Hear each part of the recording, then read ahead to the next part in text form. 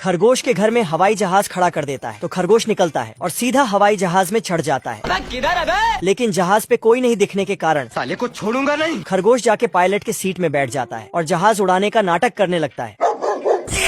तभी इधर से डाकू मुच्छड़ सिंह बहुत सारा पैसा चोरी करके भाग जाता है और ये सीधा हवाई जहाज पे चढ़ जाता है। कौन है बे? और खरगोश को पिस्तौल दिखा के जहाज उड़ाने को बोलता है, लेकिन खरगोश बोलता मैं उड़ा नहीं सकता है। पर डाकू मुच्छड़ सिंह मानता ही नहीं। मरना तेरे को डर नहीं लगता? अब बताओ मैं क्या करूं? साला इतना सारा बटन देख के खरगोश को कुछ समझ में नहीं आया तो जो मन से बटन दबाकर प्लेन को चला दिया, लेकिन गाड़ियों वाला रोड पर।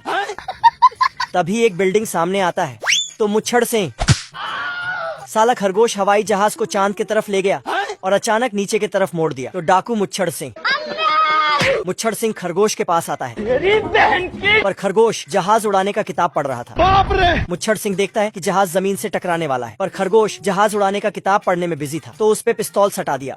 खरगोश पड़े हुए चीज को याद कर रहा था पर मुच्छड़ सिंह देखता है कि जहाज जमीन में गिरने वाला है तो बोलता है अब तो रोक ले, लेकिन खरगोश बोलता अबे याद तो होने दे तब न रोकेंगे। और खरगोश गाजर चबाने में लग गया और मुच्छड़ सिंह गेंद खेलने में लग गया।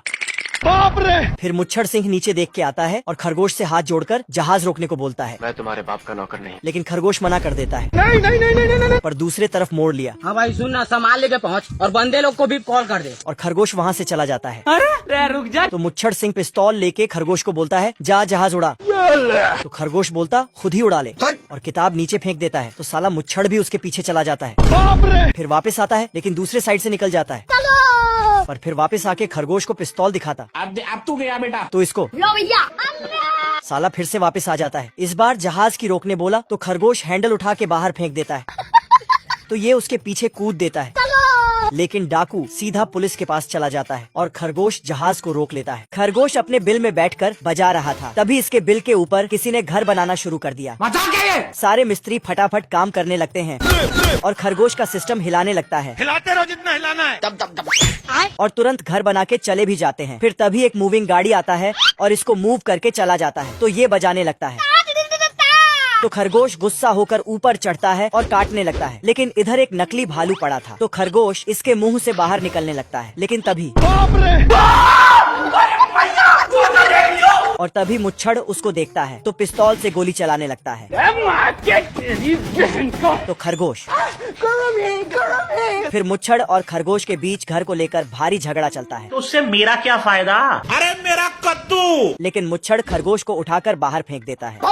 निकल रे। पर खरगोश अपना हिस्सा मांगता है तुमने आए यहाँ पर? लेकिन मुच्छड़ इसको हिस्सा नहीं देता है। मेरे साथ अन्याय हुआ है। अब देख बैठा तू। फिर खरगोश हाईएस्ट कोर्ट में जाके उस पर केस ठोक देता है। कोर्ट में खरगोश और मुच्छड़ को फैसला सुनाया जाता है कि दोनों को एक ही घर में रहना होगा। ठीक है। तू तो गया बेटे। इसलिए दोनों एक ही घर में रहने और सोने लगते हैं। तू समझा नहीं? लेकिन मुच्छड़ रात के अंधेरे में खरगोश को ठोकने जाता है। साले तू सॉरी। लेकिन खरगोश पकड़ लेता है। साला फिर से लाइट बंद करके चल पड़ता है लेकिन इसको ही ठोक देता है। अरे मुझे चक्कर आने लग गया। सुबह होते ही मुच्छड़ खरगोश के लिए चाय लाता है। तो खरगोश गलती से अपना ढेला सा फेस देख लेता है। इधर मुच्छड़ कैरेट जूस खरगोश के लिए तैयार कर रहा था पर उसमें मिलावट कर देता है और चम्मच को डुबो कर देखता है। चीज बढ़िया है। इधर मांगता है तो मुच्छड़ लाके देता है। लेकिन तभी खरगोश टेबल घुमा देता है। फिर मुच्छड़ पिस्तौल दिखा देता है। अब तू गया देख, तेरी औकात मैं दिखाता हूँ तुझे। लेकिन खरगोश पीने से मना कर देता है तो खुद मुच्छड़ पीकर दिखाता है। ये देख असली और